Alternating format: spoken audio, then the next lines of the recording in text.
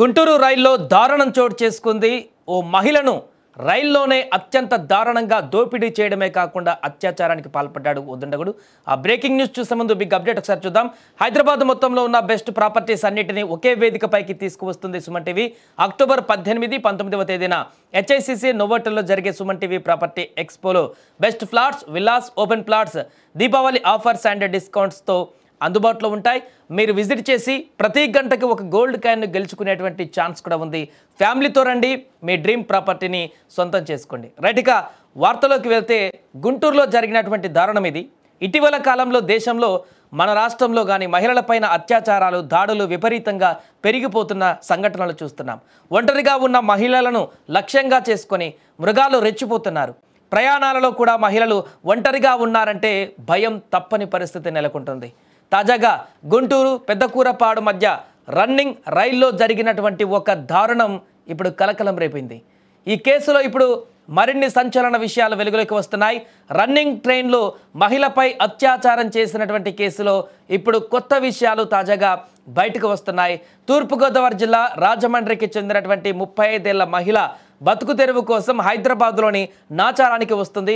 సోమవారం రాత్రి రాజమండ్రి స్టేషన్లో సంత్రగచి చర్లపల్లి స్టేషన్ రైల్లోని మహిళ బోగి ఎక్కింది. ఇక ఆమె ఒంటరిగా ప్రయాణిస్తుండగా రైలు గుంటూరు స్టేషన్కు చేరుకునేసరికి తోటి మహిళా ప్రయాణికులు అందరూ కూడా దిగిపోయారు. సరిగ్గా అదే అదనుగా సుమారు 40 ఏళ్ళు వయసున్నటువంటి ఓ దుండగుడు పకడ్బందీగా తన ప్రణాళికను అమలు చేశాడు. రైలు కదులుతుండగా ఆ అగంతకుడు మహిళ బోగి వద్దకు వచ్చాడు. మిగతా బోగిల డోర్లన్నీ లాక్ చేసి ఉన్నాయని, డోర్ తీయమని మాయమాటలు చెప్పి మహిళను బతిమిలాడాడు. అతని మాటలు నమ్మిన బాధితురాలు తలుపు తీయగానే లోపలికి దూరాడు. సుమారు 20 నిమిషాల తర్వాత తన దగ్గర ఉన్న కత్తిని చూపించి బెదిరించాడు. భయపడిపోయిన ఆ మహిళ వెంటనే తన బ్యాగ్, మొబైల్ను అక్కడే వదిలేసి బాత్రూంలోకి వెళ్ళి గడియ పెట్టేసుకుంది. తీవ్ర భయాందోళనకు గురై దీంతో ఆ దుండగుడు బ్యాగ్ కింద పడేస్తానని బెదిరించాడు. ఆ ఫోన్ కూడా బయట పడేస్తానని బెదిరించాడు. తలుపు తీయకపోతే గత్యంతరం లేక బాధితురాలు డోర్ తీసి చూడబోగా ఆమెను బలవంతంగా బాత్రూం బయటకు లాగాడు. ఆ తర్వాత ఆమెపై దాడి చేసి చిత్రహింసలతో పైచాసికంగా ప్రవర్తించి అత్యాచారానికి ఒడిగట్టాడు. ఈ దారుణాన్ని ఆపేందుకు ఆమె చేసిన ప్రయత్నాలు కూడా ఫలించలేదు. ఆ తర్వాత రైలు పెద్దకూరపాడు స్టేషన్ సమీపంలో నెమ్మదించడంతో ఆమె బ్యాగ్లో ఉన్న 5,600 నగదు, మొబైల్ ఫోన్ను లాక్కొని కిందకు దూకి పారిపోయాడు ఆ దుండగుడు.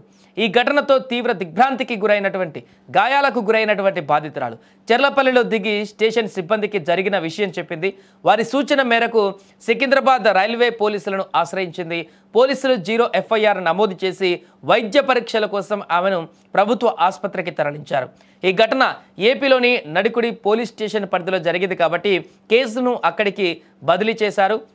సో ప్రయాణికులకు భద్రత కల్పించవలసినటువంటి రైల్వే శాఖ పైన ఈ ఘటన తీవ్ర విమర్శలకు దారితీసింది. నిబంధనల ప్రకారం మహిళల కోచ్ గార్డ్ కోచ్కి ఆనుకొనే ఉంటుంది.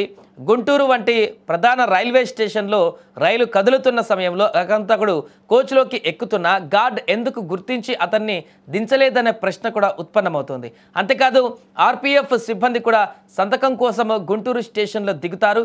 కనీసం వారైనా ఎందుకు పట్టించుకోలేదని కూడా సర్వత్రా ఇప్పుడు విమర్శలు వ్యక్తమవుతున్నాయి. ఏదేమైనా కూడా రైల్లో ఒక మహిళ పైన జరిగినటువంటి దారుణ ఘటనకు సంబంధించి ఇప్పుడు తీవ్రస్థాయిలో చర్చ కొనసాగుతుంది. భద్రత, మహిళా భద్రతలకు సంబంధించిన ప్రధానమైనటువంటి ప్రశ్న ఉత్పన్నమవుతుంది. అందరూ ప్రయాణం చేసేటువంటి రైళ్లలోనే ఇలాంటి పరిస్థితి ఉంటే ఇంకా వేరే ప్రయాణాలలో మహిళల పరిస్థితి ఏంటనేటువంటి ప్రశ్నలు కూడా ఉత్పన్నమవుతున్నాయి. ఏదేమైనా ఘటనకు సంబంధించిన ఈ దారుణానికి పాల్పడ్డటువంటి దుండగుడిని ఖచ్చితంగా వెంటనే పట్టుకోవాలి పోలీసులు. అతనికి దారుణమైనటువంటి శిక్షలు కూడా విధించాలంటూ కూడా చెప్తున్నారు. ఇక మహిళ పరిస్థితి కొంత అనారోగ్యంగా ఉండడంతో తనను హాస్పిటల్కి కూడా తీసుకువెళ్ళినట్టుగా తెలుస్తుంది. తన నుంచి పూర్తి వివరాలు కూడా సేకరిస్తున్నారు. ఇంకా ఆమె ఎక్కడి నుంచి ఎక్కడికి ప్రయాణిస్తుంది, అతను ఏ ఉద్దేశంతో ఎక్కాడు, మాటలలో ఏ విధంగా మాట్లాడాడు, ఎక్కడి పర్సన్, ఈ రకంగా తన నుంచి డాటా తీసుకునేటువంటి ప్రయత్నాలు కూడా చేస్తున్నారు. ఏదేమైనా కానీ ఒంటరిగా రైళ్లలో అయినా కూడా మహిళలు ఒంటరిగా ఉంటే ప్రమాదాలు జరుగుతాయనేటువంటి ఒక ఉదాహరణ అయితే ఈ ఘటన చూపెడుతుంది. అందుకనే మహిళలు ప్రయాణాలు చేసేటప్పుడు, దూర ప్రయాణాలు చేసేటప్పుడు పక్కన ఇంకెవరైనా లేకపోతే మాత్రం ఒంటరిగా ప్రయాణం చేయడానికి మాత్రం కొంత ఆలోచించాల్సిన పరిస్థితి కూడా దీని ద్వారా ఏర్పడింది. ఖచ్చితంగా జనాలు ఎక్కువ ఉన్నటువంటి ప్రాంతాలలో ఒకవేళ బోగి మీరున్నటువంటి బోగి ఖాళీ అయిందంటే వెంటనే అక్కడ దిగుతున్నారంటే దాని పక్కన ఉన్నటువంటి బోగి కానీ దానికి ముందుకు ఉన్నటువంటి బోగి కానీ ఎవరైతే జనాలు ఎక్కువగా ఉంటారో మనుషులు ఎక్కువగా ఉంటారో ఆ బోగిలోకి వెళ్ళి అక్కడ కూర్చోవాలి తప్ప ఒంటరిగా ఉన్నటువంటి బోగిలో ఎట్టి పరిస్థితుల్లో కూర్చోకూడదు అనేటువంటి ఒక విషయాన్ని అయితే ఈ యొక్క ఇన్సిడెంట్ గుర్తు చేస్తోంది.